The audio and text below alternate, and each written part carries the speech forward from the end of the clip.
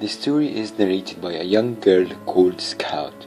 The story starts by explaining Scout's ancestors when the first of her ancestors fled from England and opened a farm to make a living in Alabama River.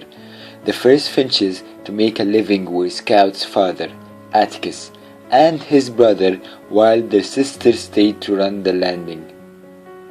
Living in Maycomb, Atticus made a living by being a lawyer.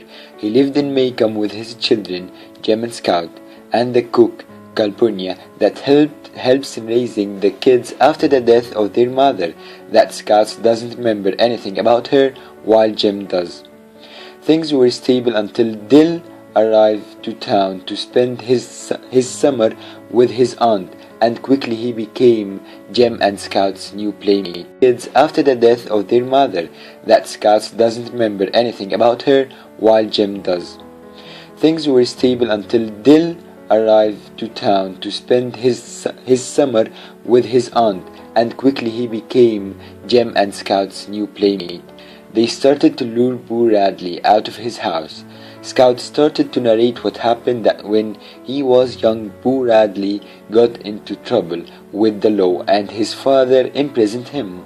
15 years later, it was heard that Boo Radley stabbed his father with scissors. When his father died, his brother Nathan came to live in the house with him, but still Bob stayed inside the house.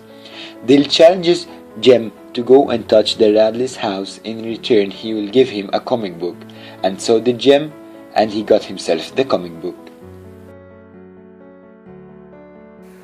Summer is over, and Dill leaves Maycomb and returns to Meridian.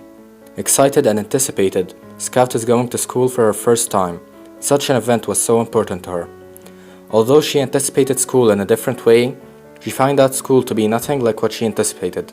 She met her teacher, Miss Carolyn, and she found her that she dealt with children poorly. Miss Carolyn was very displeased when she knew that Scout can read. Running for Jem to complain, Scout was told that Miss Carolyn was just trying a new method of teaching.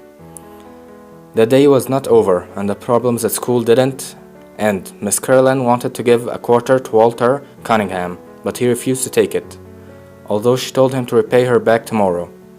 When Scout tried to explain why Walter refused to take the money because Cunningham don't take what they can't give back, Miss Carolyn misunderstood what Scout said at lunchtime, and rubbed his nose in the dirt for getting her in trouble, but Jem interfered and invited Walter over for dinner, as a kind of apology. Scout didn't stop scolding him even in her house, when she criticized him in the way he ate, and again, Miss Calpurnia interfered and called her to the kitchen and scolded her, and she slapped her on her way back to the table. The day passed and another school day came. Mr. Caroline was shocked again when she saw a bug come out of Boris Ewell's hair. The fact that his owl come only to school on the first day of every school year to avoid trouble with the law. At night, Scout was depressed and sad from what she saw at school, and asked Atticus to teach her in home, but he said that it will be opposing to the law, and that she has to go to school. To convince her to go to school, Atticus made a deal with Scout that he will keep reading to her, but she must not tell her about school. But she must not tell her teacher about it.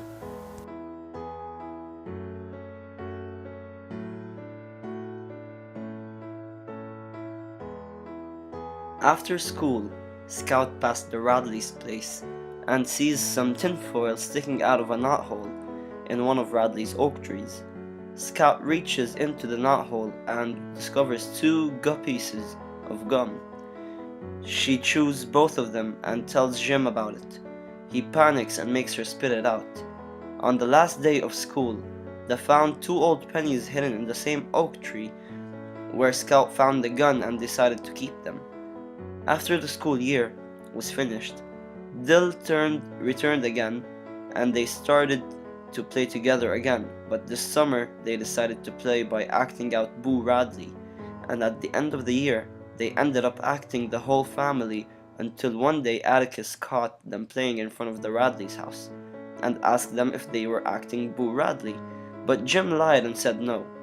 Time passes and Scout feels separated from Jem and Dill as their friendship grew closer, so she starts spending time with her neighbor and Atticus's childhood friend, Mrs. Maudie Atkinson. Mrs. Atkinson told Scout that all the rumors about Boo Radley is false, and that he was actually a very nice and polite kid, who was a victim of a harsh father, and that if he was not crazy when he was a child, he is by now. Jem and Dill decided to give a nod to Boo Radley, inviting him outside to eat ice cream with them, and they tried to give it to him by a fishing pole, but Atticus caught them and orders them to stop bothering Boo Radley with either the notes or the Boo Radley game. Jem and Dill obey Atticus's orders. Till the last day of summer, they went sneaking around Radley's house along with Scout.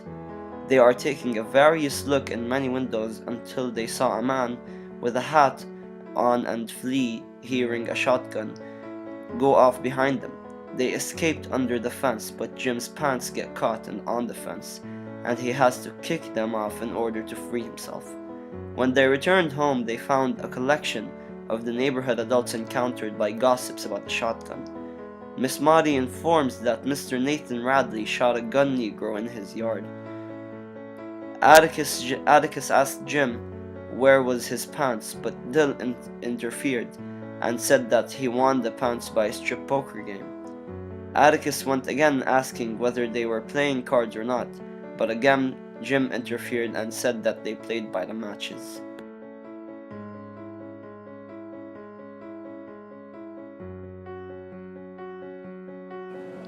After the school has begun for the year, Jim tells Scout that he found the pants mysteriously mended and hung neatly over the fence. When they came back to school that day, they found another present hidden in the oak tree. They left it for days, but no one took it, so they claim it for their own. Scout is still unhappy with the school, even though she grew up, and Jim told her that it will be better as further as you go.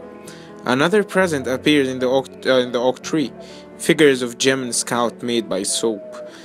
But the next day, Nathan Radley blocks the hole in the oak tree by a cement, because the tree was dying as he told Jim and Scout. For the first time in the year, there was a real winter where there was snow. Jim and Scout built a snowman that looks like Mr. Avery, a very unpleasant man who lives down the street, but Atticus asked them to disguise it. After a happy morning, Mrs. Moody's house went on fire and the people were helping her saving her furniture.